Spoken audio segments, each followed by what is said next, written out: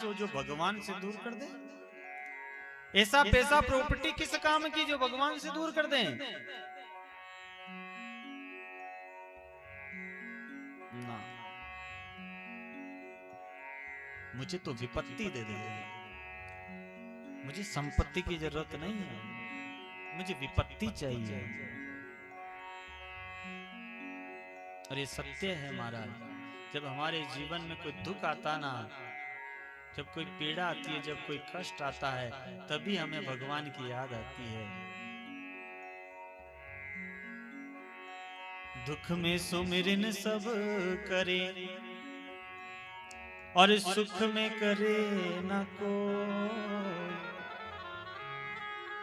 जो सुख में सुमिरन करे तो दुख काहे को।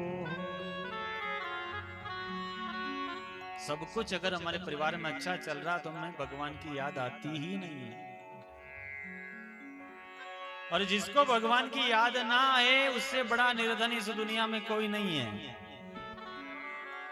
आपके पास पैसा प्रॉपर्टी खूब होगी, अगर आपको भगवान की याद नहीं आती है तो आपसे बड़ा निर्धन इस दुनिया में कोई नहीं है।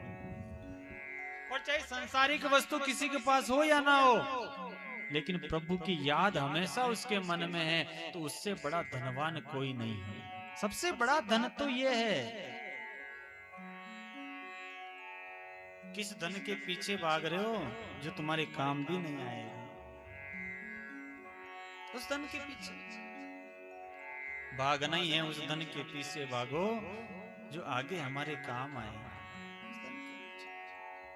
इसीलिए माने का विपत्ति दे दे का ना, संपत्ति नहीं चाहिए, सुख नहीं चाहिए, दुख दे दो। कन्हैया ने कहा कि आज तक तुम्हारे जीवन में कभी दुख कम पड़ गए और मांग रही हो?